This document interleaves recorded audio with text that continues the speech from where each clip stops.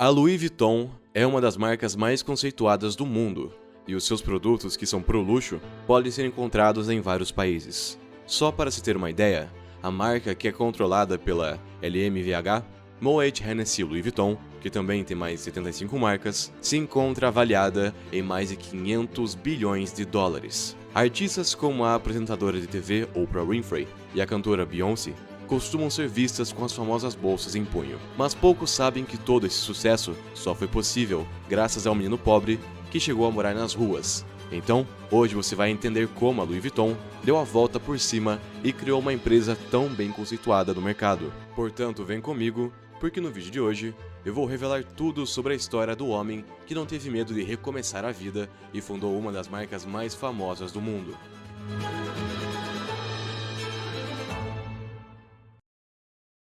E foi assim que a história começou. O Louis Vuitton. Tudo começou no século XIX, quando um adolescente, sem teto, sonhava em fazer algum sucesso na vida. Louis Vuitton nasceu em 1821 e cresceu trabalhando na fazenda da família na França, em uma pequena aldeia chamada Anchy, no meio do nada. Não havia eletricidade nem água corrente. O pai de Louis, Javier, já era um boleiro e fazendeiro, enquanto sua mãe, Corinne, fazia chapéus para ajudar a trazer algum dinheiro extra. Não há registros mostrando que Louis tenha recebido alguma educação formal. A escola mais próxima ficava em uma aldeia a cerca de 10 quilômetros de distância, e acredita-se que ele trabalhava em tempo integral na fazenda da família. Sem saber ler ou escrever, Louis trabalhava todos os dias no campo, do amanhecer ao anoitecer, apenas para produzir o suficiente para ajudar a alimentar a sua família. Escusado será dizer que os Vuitton passaram por dificuldades financeiras, e o jovem Louis nasceu em situação que deveria tê-lo condenado a não ter nenhum futuro brilhante. E então, as coisas pioraram muito.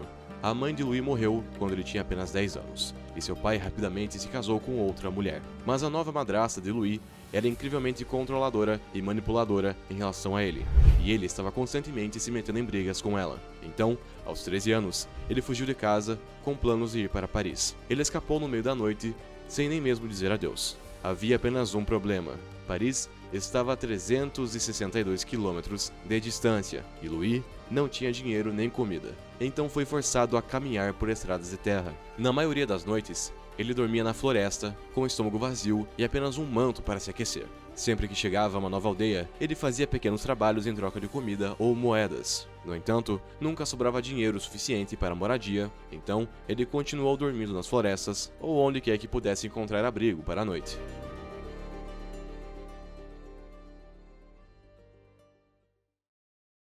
Através desses diversos trabalhos ocasionais, Louis conseguiu aprender habilidades com artesãos e aprendeu a trabalhar com metal, pedra, tecido e madeira. Esse conjunto de habilidades diversas transformaria sua vida mais tarde, mas a essa velocidade, a viagem era incrivelmente lenta.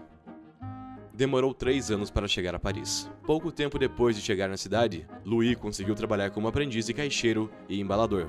Os caixeiros fabricavam caixas de tamanhos personalizados para os clientes, além de embalar e desembalar os pertences sempre que um cliente estava prestes a fazer uma viagem. Esse trabalho permitiu com que ele conhecesse muitas pessoas da alta sociedade que procuravam bagagens personalizadas para suas viagens, e Louis trabalhou aqui por vários anos, aprendendo o ofício e trabalhando o máximo que podia. Na verdade, em 1851, a imperatriz da França acabou se tornando uma cliente e notou o seu fino artesanato.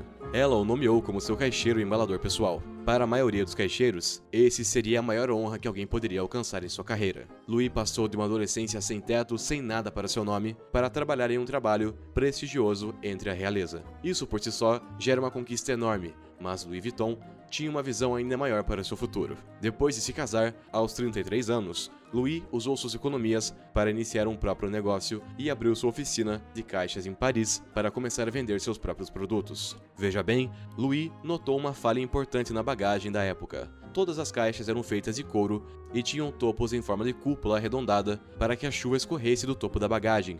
O grande problema era que era impossível empilhá-las, então os alpacas tinham que carregar as caixas uma por uma.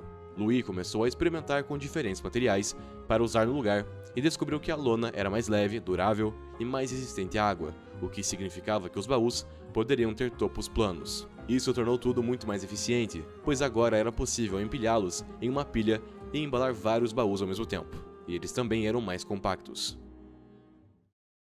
O novo design de mala de Louis trouxe o amanhecer da bagagem moderna. Nesse ponto, Louis já havia construído sua reputação profissional, bem como conexões com a classe alta. Então, quando lançou sua nova linha de bagagens, foi imediatamente um enorme sucesso. Ele até criou um catálogo Louis Vuitton para que os clientes pudessem consultar os produtos que ele tinha disponíveis e tê-los feitos antes de enviá-los para suas casas. Dentro de 2 anos após a criação de suas novas malas, elas eram consideradas um acessório elegante, indispensável entre os ricos, tornando-se símbolo de status. E a marca se tornou tão popular que ele estava recebendo pedidos de todo o mundo. Ele até começou a receber pedidos de membros da realeza tão distantes quanto o Egito. Em 1859, Louis obteve lucro suficiente para contratar uma equipe de artesãos para ajudar a cumprir seus pedidos. Ele abriu uma nova oficina nos arredores de Paris, onde contratou 20 funcionários. Naquela época, cada vez mais pessoas começaram a viajar entre barco e trem. Então, o número de clientes em potencial aumentou exponencialmente. Viajar não era mais um hobby exclusivo dos ricos. Pessoas de todas as classes sociais agora precisavam de bagagens de alta qualidade e conseguiria ter sucesso pelo resto de sua vida. Infelizmente, esse não foi o caso. A França estava indo para a guerra e a tragédia estava prestes a atingir novamente Louis Vuitton. Em 1870, quando Louis tinha 49 anos, a Guerra Franco-Prussiana estourou. Louis teve que fugir de casa e viver em um abrigo apertado com milhares de outros. Os suprimentos de comida eram extremamente escassos e ele temia por sua vida. Quando Louis finalmente pôde retornar à sua loja, em 1871, tudo estava destruído, as janelas estavam quebradas, o equipamento veio roubado, e ele havia perdido tudo pelo que havia trabalhado tanto. No lugar de desistir, decidiu usar suas economias para reconstruir o negócio e prometeu que seria ainda melhor do que era antes. Com tantas pessoas deslocadas pela guerra, havia muitas lojas vazias disponíveis para alugar na cidade. Então, Louis Vuitton aproveitou isso, abrindo sua nova loja em uma localização muito mais rica e aristocrática em Paris. Era perfeito porque ficava bem ao lado da estação de trem e do Grand Hotel. Então, os viajantes que precisavam de novas bagagens não precisavam ir longe para encontrar a Louis Vuitton. Em 1872, ele lançou uma bagagem com um design totalmente novo, feita de uma lona bege com listras. Isso se tornou inicialmente popular, e as pessoas adoravam exibir o estilo moderno. Muitas outras marcas tentaram copiar o seu estilo, mas as suas bolsas eram de qualidade absurdamente alta. Os clientes ainda preferiam uma verdadeira bolsa Louis Vuitton. Durante os próximos 20 anos, Louis continuou a trabalhar em sua nova loja em Paris até a sua morte, quando tinha 70 anos. Mas seu legado pôde continuar através de seu filho George, que assumiu o negócio da família.